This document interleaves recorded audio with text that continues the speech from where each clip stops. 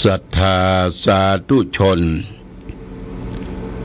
ญาติโยมท่านพุทธบริษัททั้งหลายวันนี้รายการธรรมประทีปส่องต่างก็ได้มาพบปะกับพ่อแม่พี่น้องศรัทธาสาธุชนญาติโยมแห่งครั้งหนึ่งวันนี้เป็นวันอาทิตย์ที่24เดือนสิงหาคมพุทธศักราช2568 August 2025ตรงกับ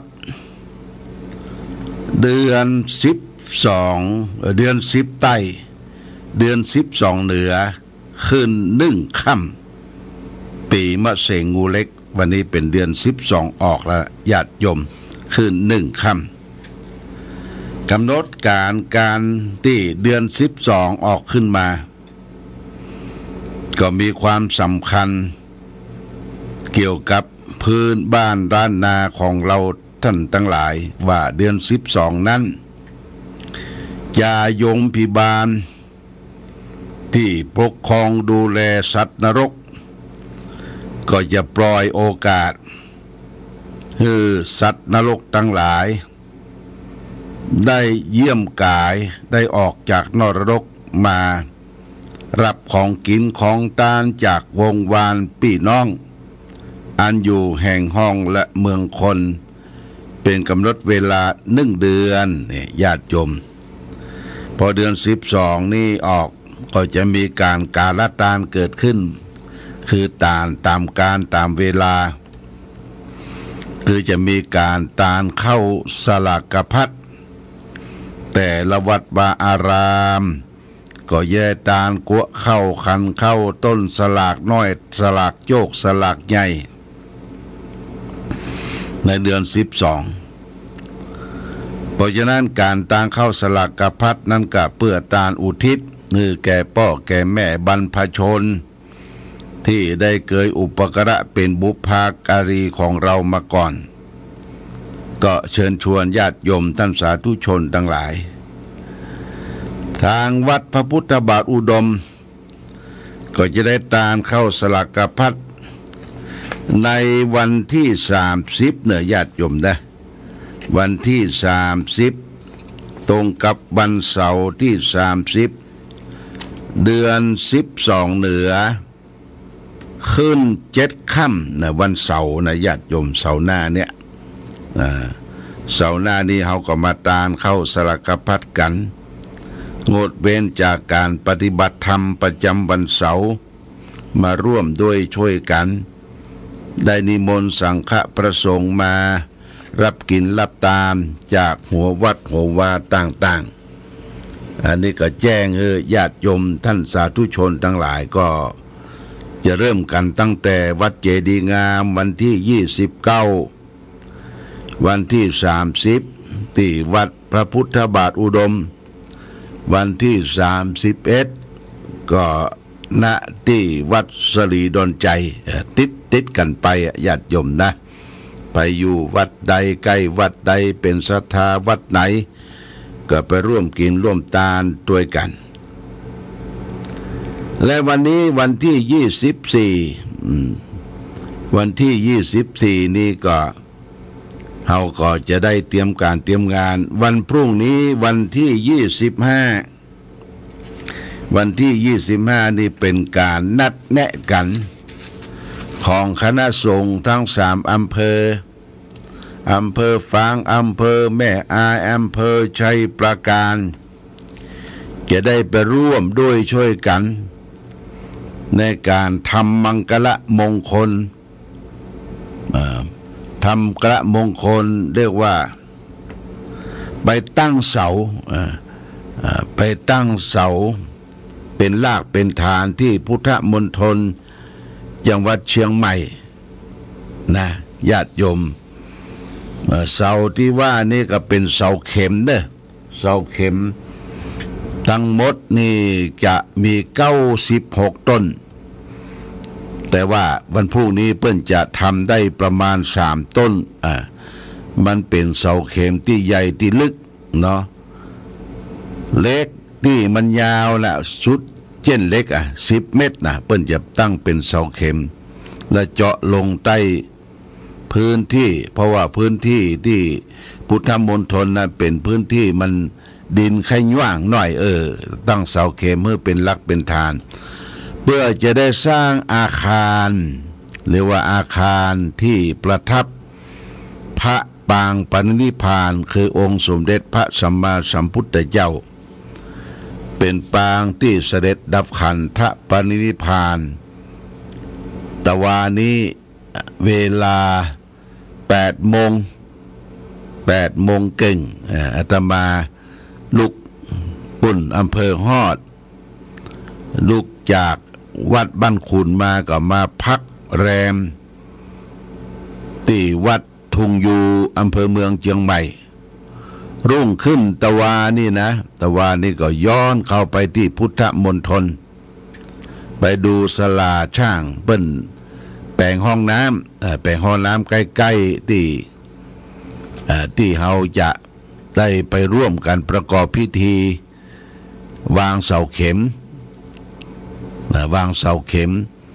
4 ห้องน้ำก็จะสะดวกสบายขึ้นและก็ได้ไปกราบพระพุทธรูปปางปรินิพพานประเดี๋ยวนี้เปิ้นเอาไปนอนไว้ก่อนละนอนแต้นชั่วคราวแล้วก็มีที่มุงที่บังมีหลังคาเสร็จเรียบร้อยก็สวยจดงดงามญาติโยมเปิ้นไปคัดไปสีเป็นทองเหลืองอลามเหลืองอลามพระพุทธองค์ทรงนอนประทับราบตะแคงข้างขวาทรงปรินิพพานก็ได้ไปกราบแล้วก็ได้พบกับหลวงพ่อพระเทพมังคลาจารย์เจ้าคณะจังหวัดเชียงใหม่ท่านได้จำพรรษาเลยเจ้าคณะจังหวัดเฮาได้จำพรรษาอยู่ที่พุทธมณฑลได้มาตรวจงานดูงานการปลูกต้นไม้การจัดสถานที่ขุดสระขุดอย่างต่างๆต้นไม้ที่เราจะได้นำไปวันพรุ่งนี้ก็คือต้นไม้ฝางต้นไม้แก่นฝางเนี่ยนะประมาณเกือบจะ30 กว่าต้นนะจะใส่รถใส่อย่างไปแล้วไม้สลี1 ต้นเป็นไม้สลีเป็นตัวแทนของคณะสงฆ์อำเภอฝางแม่อายชัยปราการนำไปแล้วหลวงพ่อเจ้าคณะจังหวัดเชียงใหม่ก็บอกว่าจะปลูกเองวะนะเปิ้นจะปลูกเองถ้าเอาไปปลูกนี่มันจะตายเปิ้นว่าจะต้องมีแมคโครน้อยนะขุดหลุมแล้วอย่างรองก้นหลุมไว้ก่อนเปิ้นก็คือเอาไปถวายร่วมกันแล้วก็เฮาบ่ต้องไปปลูกละมันปลูกนี้หลังจากพระทำพิธีเจาะเสาเข็มวางเสาเข็มเรียบร้อยพระเจ้าประสงค์ทั้งหมดชยันโตเรียบร้อยก็จะร่วมรับประทานอาหารด้วยกันก็ขอความร่วมไม้ร่วมมือจากคณะสงฆ์ทุกตำบลในเขตอำเภอฝางแม่อายชัยปราการเอารถตู้ไปร่วมกันแต่ละตำบลเลือกรถตู้นึ่งกันเพื่อจะได้นำภัตตาหารอาหารการกินดอกไม้ธูปเทียนไปสักการะบูชาองค์พระปางปรินิพพานญาติโยมนะเขาจะได้ไปแห่งครั้งหนึ่งเรียกว่าไปวางมงคลเรียกว่าเสาเข็มวันพรุ่งนี้วันที่25นะญาติชมวันที่25วันจันทร์เป็นวันเลิกดีนามดีเป็นวันมหามงคลวันเสน่ห์ก็ไปร่วมด้วยช่วยกันในวันพรุ่งนี้ที่พุทธมณฑลจังหวัดเชียงใหม่หลวงพ่อก็จะออกเจ้าญาติโยมออกสัก4 โมง4 โมงครึ่งเนี่ยอย่างจ้าก็4 โมงครึ่งออกเจ้าแล้วก็ติดตามไปด้วยรถที่จะนำภัตตาหารไปถวายพระเนนต้นไม้ไปทีหลัง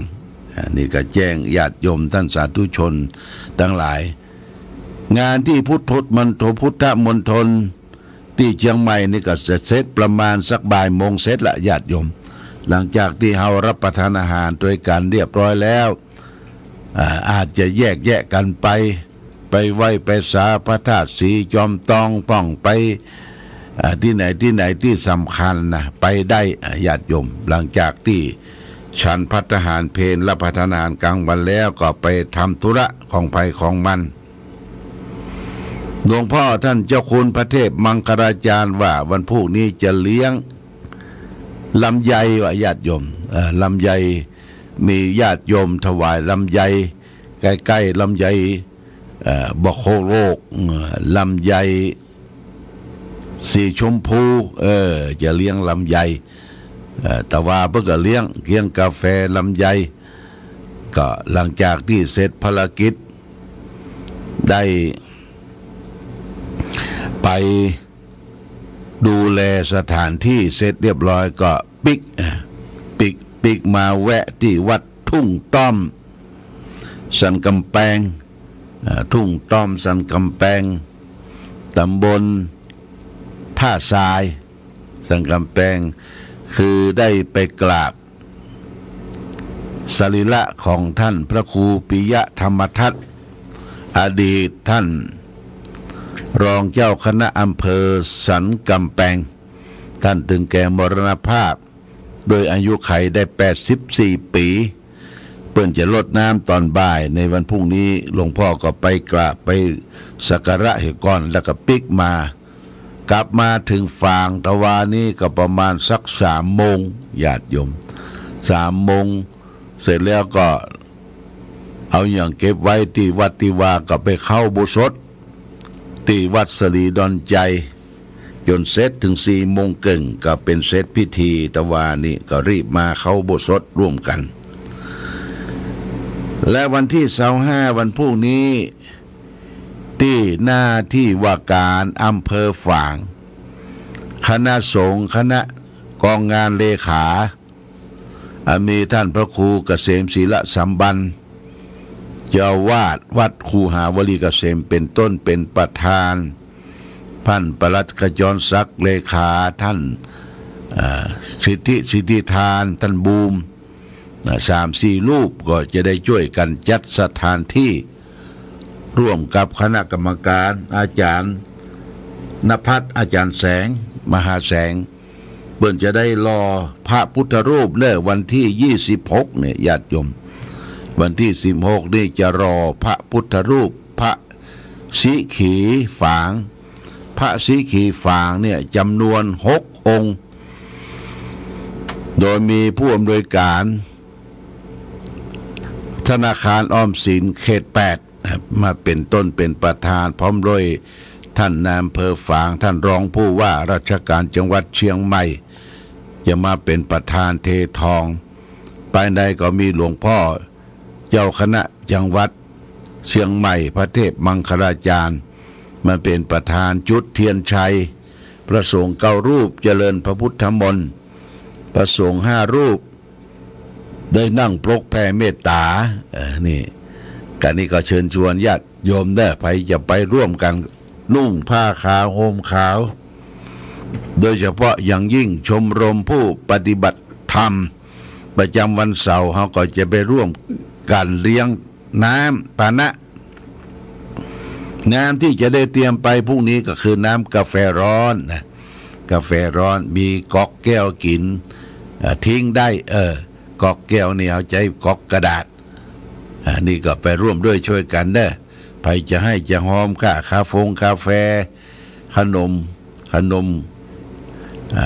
กับกาแฟก็ที่แม่จงดีเชื่อกันทาประธานชมรมผู้ปฏิบัติธรรมประจำวันเสาร์เนอได้ทุกเวลาก่อนพวกนี้ก็จะไปตั้งแมลงนี่เพิ่งก็จะไปดูฐานที่ก่อนที่ไหนสะดวกสบายไปเข้าออกสะดวกอันนี้บริเวณที่ลานอนุสาวรีย์ลานหน้าพระเจ้าอยู่หัวรัชกาลที่5ที่ว่าการอำเภอฝางนะญาติโยมแจ้งให้ทราบมาณโอกาสนี้แล้วก็วันที่28นี่จะเจริญพุทธมนต์ ถวายเป็นราชสักการะแด่พระบาทสมเด็จพระวชิรเกล้าเจ้าอยู่หัวที่วัดศรีบุญเรืองเนอะญาติโยมวัดศรีบุญเรืองสงแควศาลาหลวงเนอะที่18นี่ก่อนส่วนวัดหนองขวางนี่จะถัดไปเดือนหน้าที่28นี่ที่วัดศรีบุญเรืองสงแควแจ้งให้ญาติโยมท่านสาธุชนทั้งหลายและรับทราบมาณโอกาสนี้เอาละวันนี้ได้มาพบญาติโยมท่านสาธุชนทั้งหลายก็จะได้นำคลังธรรมสารธรรมนำมาฝากคือแก่ญาติโยมคือได้รู้เรื่องราวความเจริญนะวันนี้ความเจริญเกิดขึ้นในบ้านในเมืองเฮาจะไปที่ไหนก็สะดวกสบายแต่ความเจริญทางจิตใจนี่ก็เป็นเรื่องสำคัญนะญาติโยมครั้งธรรมวันนี้เอาเรียกวุฒิกะคาถาวุฒิกะคาถาว่าได้ความเจริญพระพุทธเจ้าตัดในพระไตรปิฎกเล่มที่27หน้า410นะพระองค์ได้ตรัสว่านะสัสสะวุฒิกุศลปัสสถาโยวัฏฐมาโนหะสเตปฏิทังอังสูปรูทังปริสาธุขมโนปตาวทิภูวสายะทีโลแปลว่าผู้ใดจำเริญขึ้นแต่กลับไปทำลายที่พึ่งเสียความเจริญของผู้นั้นท่านผู้ฉลาดไม่สรรเสริญนักปราชญ์รังเกียจการที่ร่วงการรื้อร่างร้วนการรื้อร่างร้านของเขาพึงจะพยายามพึงตัดต้นตอเสียหมายความว่าความเจริญที่เราได้เคยประพฤติปฏิบัติมาอย่าไปตั้งอยู่ในความประมาทเหมือนกับเขาไปลื้อห้างหรือที่นั่งที่ร้านของเขาเนี่ยให้มันพังทลายเสียความเจริญในด้านจิตใจก็ดีทางกายวาจาใจนี่เป็นเรื่องสำคัญญาติโยมความเจริญทางกายเราก็เข้าถึงศีลถึงธรรมปฏิบัติธรรมรักษาศีลห้าอย่างเคร่งครัดบ่ฆ่าสัตว์บ่ลักทรัพย์บ่ประพฤติผิดในกามและก็บ่กล่าวอู้ปดโมดเท็จและบ่ดื่มสิ่งที่เป็นสิ่งเสพติดหรือโทษอันนี้รักษาสุขภาพกายดีมีศีลห้ากับความเจริญทางวาจาคือเป็นคนบ่อู้ปดหมดเท็จบ่ลุบ่ลวงไผบ่พรุษภาษาทบ่พรุษวาทต่อผู้ใดเป็นกรรมสัตย์กรรมจริงเป็นกรรมที่สุภาพอ่อนโยนนี่กายวาจาความเจริญทางจิตใจก็มันทำให้จิตใจเฮาสงบหาความสงบเกิดขึ้นในจิตใจความวุ่นวายต่างๆก็พยายามจะไปสร้างขึ้นในจิตในใจความวุ่นวายความฟุ้งซ่านความบัดสงบจิตใจนะมันบั่นทอนเป็นสุขภาพที่เสียสุขภาพจิตสุขภาพกายเพราะฉะนั้นความเจริญวุฒิกถาเนี่ยญาติโยมก็คือความเจริญทางกายทางใจทางกายก็คือประพฤติปฏิบัติมีศีลห้าเป็นอาจินประจำทางวาจาก็บอกอู้ปดหมดเท็จหลอกลวงผู้ใดทางใจก็ทำจิตใจของตนเองให้สงบนะสงบบ่คิดโลภอยากได้ของไผบ่คิดพยาบาทปองไร้ไผเห็นชอบไปตามทำนองครองธรรม เมื่อเราได้ประพฤติปฏิบัติบุตริกถาว่าด้วยความเจริญเกิดขึ้นกับเราก็จะมีความสุขกายสุขใจนี่ฝากไว้แก่ญาติโยมท่านสาธุชนทั้งหลายมาณโอกาสนี้เอาละญาติโยมท่านสาธุชนทั้งหลายก็ได้มาพบก็พอสมควรแก่กาลเวลาหลังจากที่ได้ไปทำธุระหน้าที่อยู่สองเจ้าไม่ได้มาพบจากความจริงทางสถานีญาติโยมท่านสาธุชนทั้งหลายรับทราบรับฟังก็ต้องขอบคุณกับท่านผู้ฟังและขอบคุณกับเจ้าของสถานีคลื่นสีขาวที่ขยายข่าวขยายเสียงขยายการประชาสัมพันธ์เทศนาออกไปให้ท่านผู้ฟังได้ยินได้ฟังขอท่านทั้งหลายจงมีความสุขความเจริญความรุ่งเรืองปราศจากสรรพทุกข์โศกโรคภัยทั้งหลายทั้งปวงรายการธรรมประทีปส่องต่างต้องขอลาก่อนขอผู้ฟังจงตั้งมั่นจิตหันษาด้วยธรรมะขององค์พระพุทธาได้นำพาให้เกิดความสุขสงบเย็นขอเจริญ